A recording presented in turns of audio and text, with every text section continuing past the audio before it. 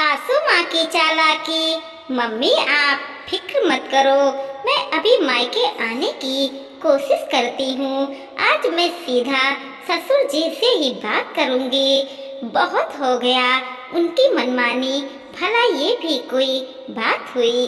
मेरे पापा हॉस्पिटल में एडमिट हैं और वो है कि मुझे जाने ही नहीं दे रही हैं। इतना भी क्या अकड़ू होना इंसान को। मानसी अपनी मम्मी से बोली, बेटा तू हमारे लिए अपना ससुराल खराब मत कर।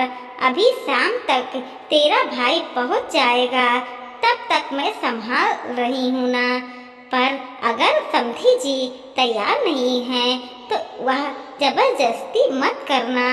वैसे भी आजकल बहुओं की माँ बदनाम होती है कि वो उसका घर नहीं बसने देती। मानसी की मम्मी ने उसे समझाकर फोन रख दिया। आखिर उन्हें अपने पिता को भी तो संभालना था, जो इस समय अस्पताल में एडमिट हैं। आखिर था तो एक छोटा सा ऑपरेशन ही, लेकिन मम्मी तो अकेले थी। मानसी हिम्मत करके अपने सास ससुर के कमरे की तरफ चल दी, पर उसके पैर उसी समय ठिठक गए जब अंदर से सासू माँ की आवाज़ उसे सुनाई दी।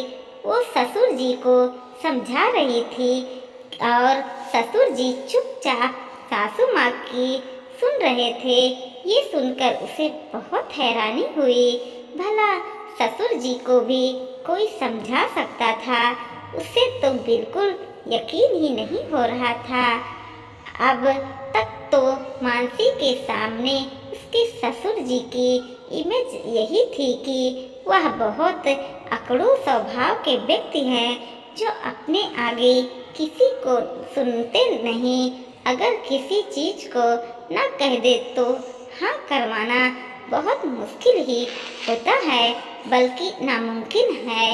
इस घर में ससुर जी का ही सिक्का बोलता है, पर आज पता चला कि सिक्का ससुर जी का नहीं, सासू माँ का चलता है।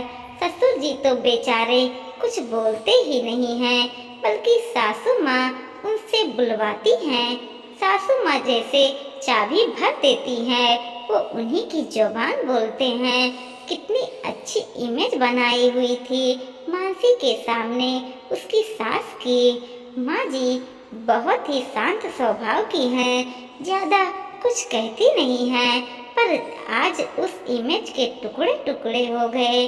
भला कोई इंसान ऐसे दो चेहरे के साथ कैसे जी सकता है? बोलना था है तो खुद सामने बोलो, किसी और के कंधे पर बंदूक रख कर चलाना तो गलत बात है। खैर मानसी को इस घर में आए हुए अभी 1 साल ही हुआ था, जब उसकी शादी इस घर के बड़े बेटे विनोद के साथ हुई थी। घर में सास ससुर देवीलाल जी और मंजू जी, एक देवर अजय और एक नंद माया थी। पति विनोद की जॉब बाहर थी, इसलिए वो बाहर रहता था।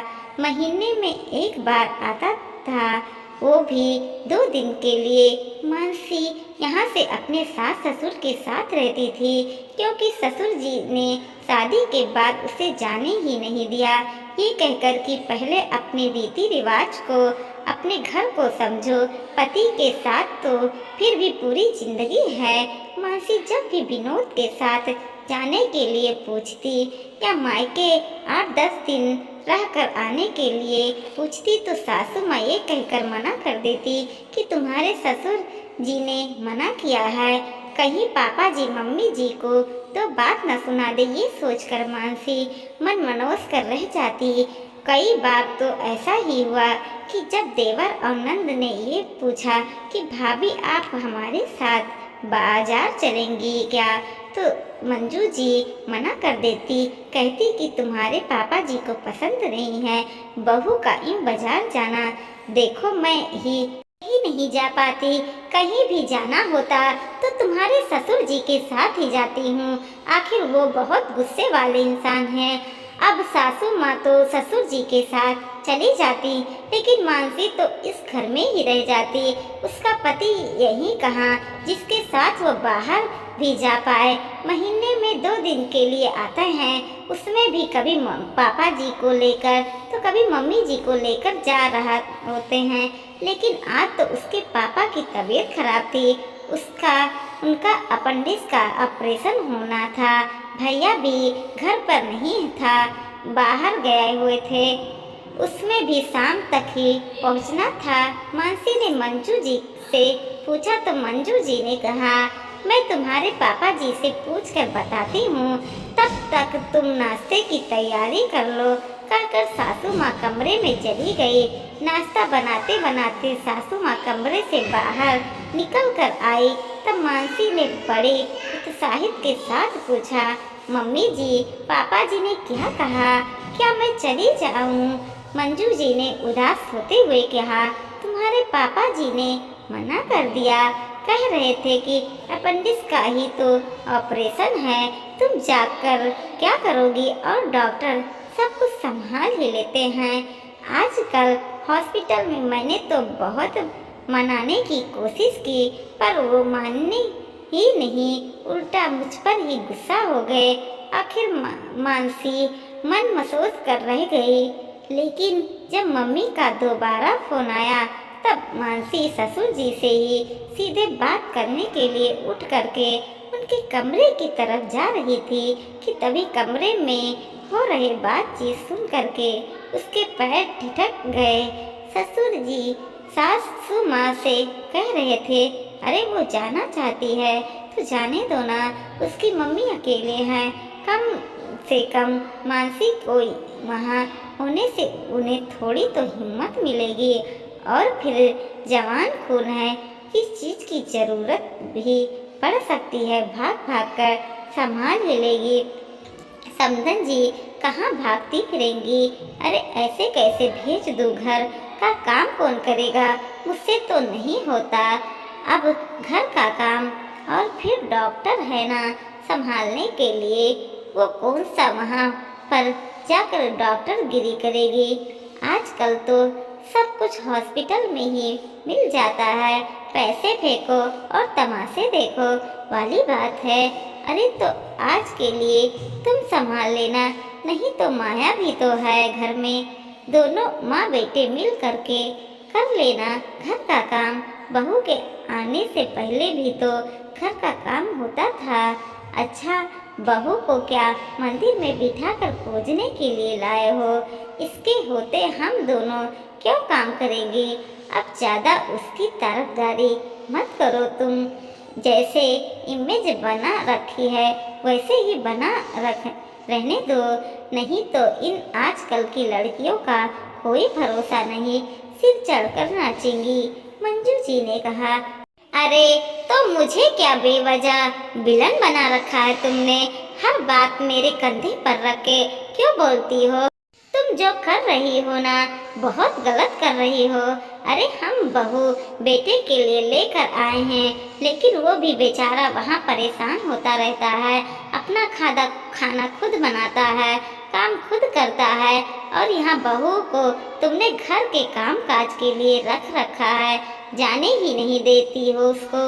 ऊपर से आज वो इतनी परेशान है तो उसे जाने नहीं दे रही हो। कहीं ऐसा ना हो कि बहू पलट कर अच्छे से जवाब दे दे। ससुर ने समझाने की कोशिश की, ज़्यादा उसके लिए अपना दिल दुखाने की ज़रूरत नहीं है। बहू है वो तुम्हारी बेटी नहीं, चुपचाप शांतिपूर्वक अपना काम करो। जब मैं सब कुछ संभाल रही हूँ तो तुम्हें बीच में आने की क्या ज़रूरत है? और जवाब क्यों दोगी? वो मुझे 1 साल में तो कोई जवाब ना दे पाए मुझे। आखिर सासू माँ ने थोड़ी सी ऊंची आवाज में कहा तो ससुर जी चुप हो गए। मानसी का तो वही खड़े खड़े दिमाग घूम गया। 1 साल से वो इस घर में है, पर उसे अंदाजा भी नहीं था कि उसकी सास ऐसी है। बेचारे ससुर जी को अकड़ू खड़ू समझती रही, पर यहाँ तो सास ने ससुर जी की इमेज बिगाड़ रखी है। खैर हिम्मत करके मानसी ने दरवाजा खटखटाया। मानसी को यूं अचानक देख दरवाजे पर देखकर एक बार को तो सासू माँ की जुबान हलक में अटक गई, पर फिर भी हिम्मत करके बोले, क्या हुआ बहू, कुछ चाहिए था? जी मम्मी जी, मैं ये बोलने आई हूँ कि मैं अपने मायके जा रही हूँ। शाम को भैया जब आ जाएंगे तो वापस आ जाऊंगी, लेकिन तुम्हारे पापा जी को पसंद। मानसी ने एकदम से अपनी सासू माँ की तरफ देखा। बोलते बोलते सासू माँ चुप हो गई। मानसी सीधे ससुर जी से बोली, पापा जी, मैं अपने मायके जा रही हूँ। मम्मी अकेले यहाँ परेशान हो रही हैं। अगर आप चलते तो और अच्छा होता। पापा को भी आपको देखकर हिम्मत मिल जाती। मानसी ने कहा तो ससुर जी ने सासू माँ की तरफ देखा। सासू माँ ने कुछ कहते नहीं बना तो मानसी चुपचाप अपने कमरे में गई और तैयार होकर बाहर आ गई। उसने दोबारा ससुर जी से पूछा, पापा जी आप चल रहे हैं? तो ससुर ने उसके साथ ही रवाना हो गया।